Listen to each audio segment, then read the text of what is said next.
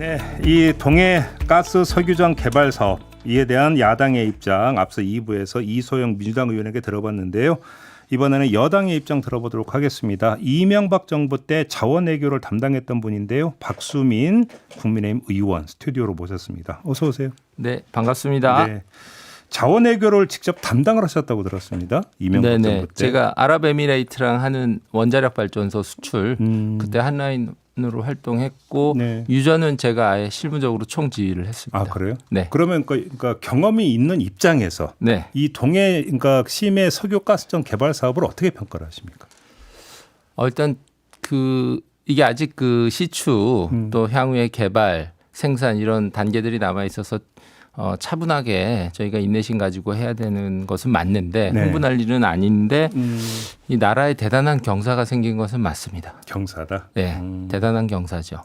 앞서 이소영 의원은 네. 자 이게 이제 설령 성공을 한다도 2030 몇 년인데 네. 그때 상황에서 보면 전 세계적 추세가 탈탄소화다. 네. 화석연료 이제 계속 줄여가고 있고 네.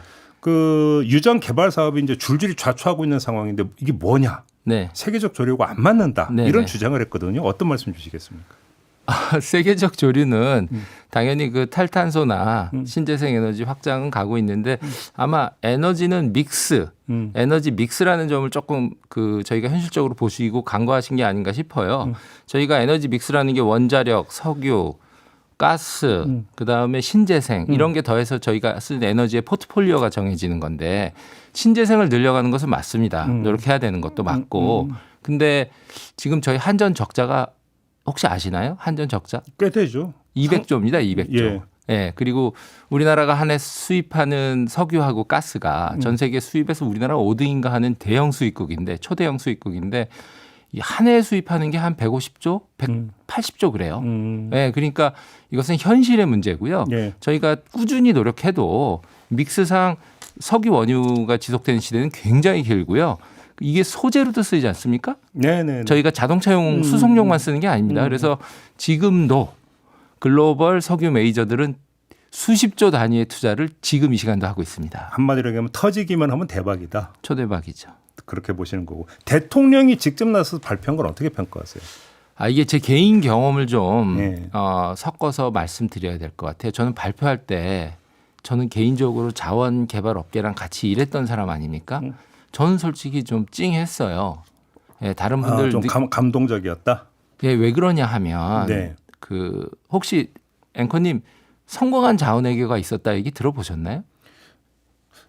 이명박 정부 때 자원외교가 논란이 되게 됐었잖아요. 됐었죠. 많이. 근데 실패한 사례는 많이 전달이 됐었는데. 그렇죠. 예. 근데 제가 UAE에서 확보한 유전 성공했습니다. 그래요? 예. 들어보셨나요? 못 들어봤어요. 예. 그게 왜 그랬냐 하면 자원외교가 논란 속에서 잘못한 부분이 있어요.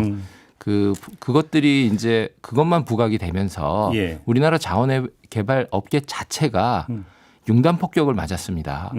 감사원 감사, 검찰 수사, 조직 해체 이런 과정들을 걸어왔고요. 예. 그래서 사실은 업계 자체가 고사되는 거 아니냐.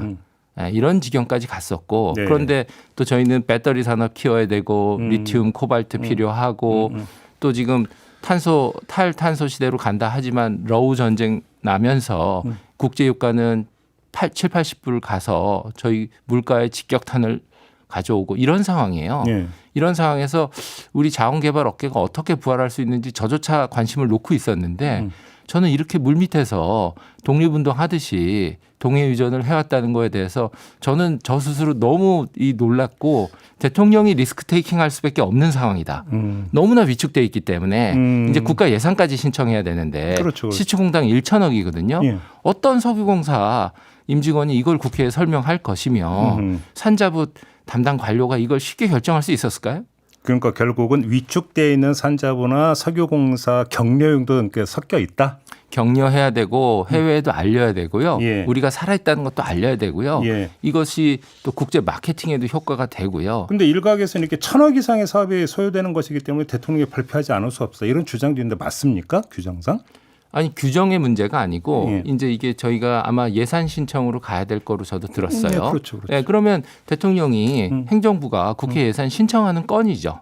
당연히.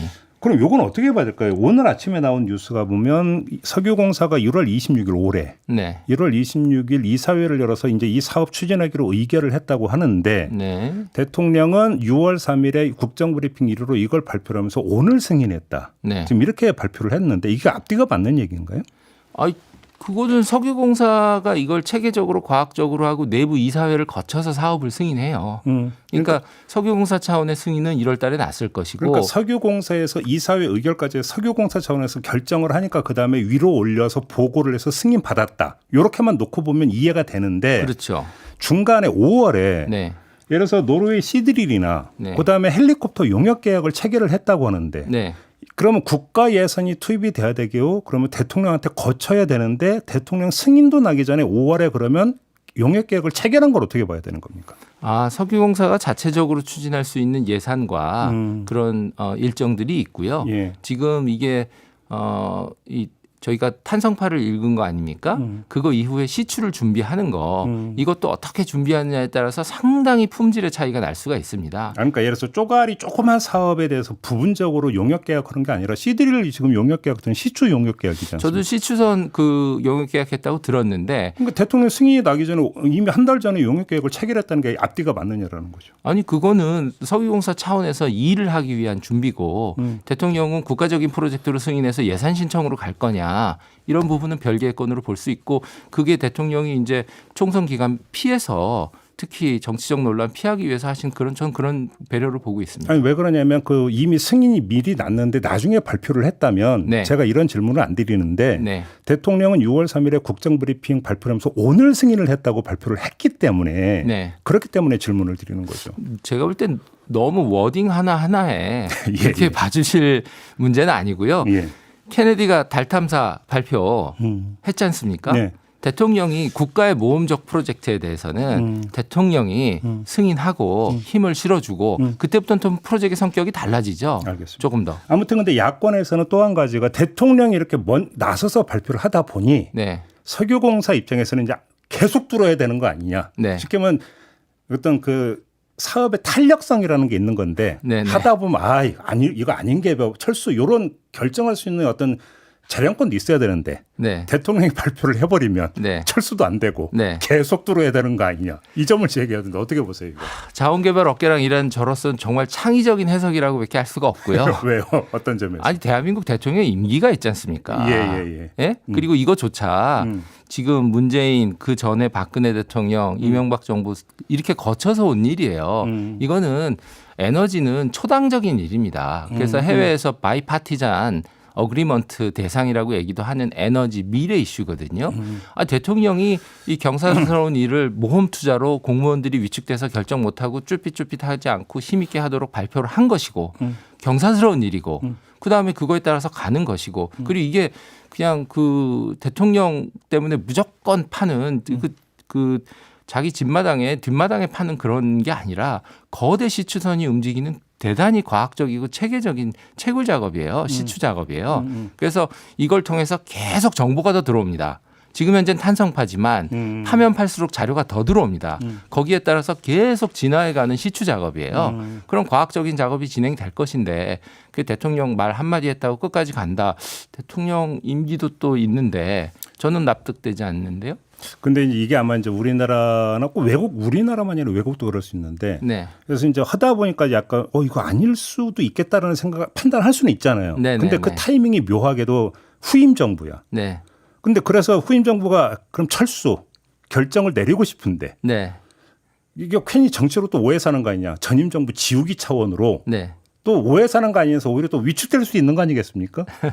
그래서 제가 아까 말씀드린 바이파티잔 어그리먼트 죄송하게 영어를 자꾸 쓰는 이유는 노르웨이도 그렇고 이스라엘도 그렇고 이렇게 자원 개발을 하는 나라들은 초당적 협력을 합니다. 이것이 미래 세대를 위한 것이고 국가의 부를 위한 것이지 특정 정파를 위한 것이 아니잖아요. 일단 그럼 야당이 좀 협조를 해줘야 된다. 당연하죠. 그래요? 당연하죠.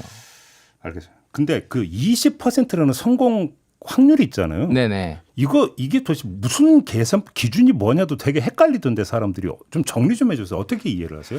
예, 이 전 국민이 이 시추 탐사 성공률을 공부하는 시대가 돼서 저는 반가운데요. 네. 이게 최소 네 가지 구성 요소를 곱해서 산식이 나옵니다. 그러니까 5번 뚫으면 한 번은 나올 수 있다 이런 건 아니잖아요. 그런 건 아니고 그러니까. 지금 이 석유가 존재하려면 네. 근원암이라는 게 있어야 되고요. 소스락이 있어야 되고 저류암이라 그래서 저수지암이 있어야 되고 네네네. 예, 덮개암이 있어야 그건 되고 얼핏 봤어요. 예, 그게 형성된 트랩이 있어야 되고 요게 최소 네 가지 요소거든요.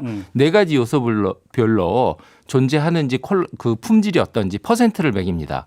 그래서 퍼센트 4개를 곱하면 최종 퍼센트가 나오는 거고 네. 20% 정도 나오려면 평균 67%를 4번 정도 곱해야 돼요. 예, 그래서 67% 평균 67%의 4개 구조가 존재했을 때 20%가 나온 것이라서 업계가 볼 땐 당연히 시도해야 되는 경사입니다. 더 안 들어갈게요. 네, 죄송합니다. 네, 더 들어오셔도 되는데. 어떻게 의원님 초고로는 좀 어떻습니까? 네? 쓸데없는 질문 얘기를 하는데 네. 초고로는 좀 어때요? 초고? 촉. 촉으로. 네. 이건 개인 의견인데. 네, 개인 의견. 네, 국민의힘 의견 아니고 네. 정부 의견도 아니고 개인 박수민 의견. 그러니까 자원외교 경험자로서 이 촉을 발동하신다면. 제가 사실 하도 논란이 돼서 네.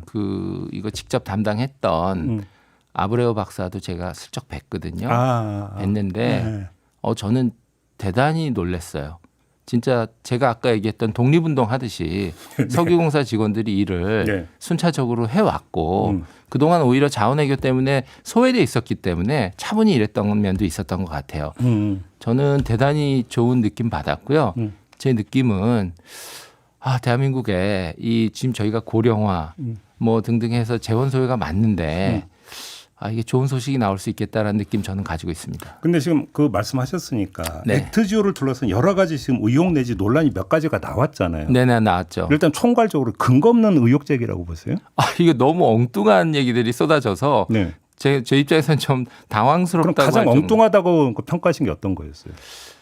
뭐 세금을 체납했다 그래서 저도 진짜 그런가 그리고 막 여쭤보고 챙겨봤어요. 네. 세금을 다 냈더라고요. 나중에. 아니요. 그게 아니라 네.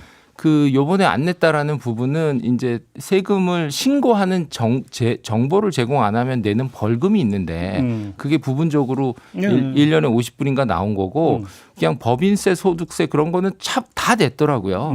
네, 그러니까 정상적으로 사업 활동을 하다가 말 그대로 착오였다 그러면? 네, 착오로 벌금이 좀 나온 건데 네. 그게 이제 좀 크게 해석이 된 것 같아요. 그래서 저는 그 세금 냈는지 전 진솔하게 확인 다 받았어요. 그래요? 세금 다 냈습니다. 세금 다 냈고 이번에 나온 거는 세무 정보를 제공하지 않아서 나온 벌금으로 제가 해석하고 있고요. 이거는 나중에 다 야당도 확인하셔야 되겠죠. 아브레오 그 고문의 전문성은 어떻게 평가를 하세요? 저는 그 정도면 스펙이면 스펙, 그다음에 실적이라 그러죠. 네. 트랙 레코드면 트랙 레코드. 이 정도면 명장이죠. 예, 이거는 저명한 명장입니다. 그러면 이제 지명 입찰 경쟁으로 이제 그 분석 업체를 골랐다는 거잖아요. 네, 결정했다잖아요. 네. 그때 세계 굴지에 다른 업체들도 있었는데 왜 그들을 제외하고 액트지오로 선정을 했느냐. 네. 이걸 둘러싼 의혹도 있었잖아요. 네, 이 점은 네. 어떻게 보세요? 그건 의혹이 아니라 좀 공부해 보면 되는데요. 그 수평 비교해 보면 돼요. 예. 근데 이게 지금 석유공사가 채용한 게 이제 시추 기업을 선정하는 것도 아니고 탄성파 쏘는 기업을 선정한 것도 아니고 예. 탄성파 나온 자료를 읽는 전문가 채용이거든요. 여기는 명장이 있어야 돼요. 저희가 CT 엑스레이 읽을 때 그 눈으로 판독하는 것처럼 그걸 잘 읽어야 되거든요. 쉽게 우리가 흔히 이야기하는 장인의 감 뭐 이런 게 필요하다는 말씀이십니까? 당연하죠. 이건 장인이 해야 되는데 예. 장인이 과학적인 그 아카데믹한 학구적인 경험이 있느냐. 동시에 학구만 갖고는 안 되고요. 학구적인 것만 갖고 안 되고 현장 경험이 있느냐. 네. 이분이 엑선모빌에서 내부에서 엄청난 반대를 뚫고서 그 관철해서 가이아다 유전 찾아낸 분이세요. 멘토링 했다면서요. 멘토링은 당연히 하죠. 이 업계에서. 그러니까 이제 실제로 뭔가 실무에서 결정권을 행사했던 사람이 아니라 그냥 멘토링만 해준 사람 아니냐 이런 얘기가 나오던데요. 그거는 확인해 봐야 되는데 네. 글쎄 제가 알기로는 엑선모빌 같은 거대 회사에서 이런 거 다 도제식으로 하거든요. 네, 그리고 멘토링 정도 할 그런 분이 아니에요. 실무에 직접 지휘했다고 봐야 돼요. 발표에 멘토링 역할을 했다 이렇게 나온 걸로 저는 기억하고 있는데. 그거는 팩트 체크를 해보시자고요. 근데 단편적으로 인터넷에 떠 있는 거 단어 하나나 숫자를 끄집어내서 막 엮고 있거든요. 짜깁기해서 막 그 저희가 발표하고 있는데 좀 이거는 알겠습니다. 예, 현장에서 지금 그 또 위축됩니다. 시간 자제해야 됩니다. 좀 자료 좀 제출하면 안 돼요? 석유공사나 산자부는 아, 당연히 해야죠. 해야 되는 거 맞죠? 맞죠, 맞는데 이거는 이제 지금 저희가 원구성이 안 돼서 알겠습니다. 한계가 좀 있습니다. 시간이 다 돼서 마무리해야 될 것 같아요. 아, 네네, 감사합니다. 고맙습니다, 의원님. 네, 감사합니다. 국민의힘의 박수민 의원과 함께했습니다.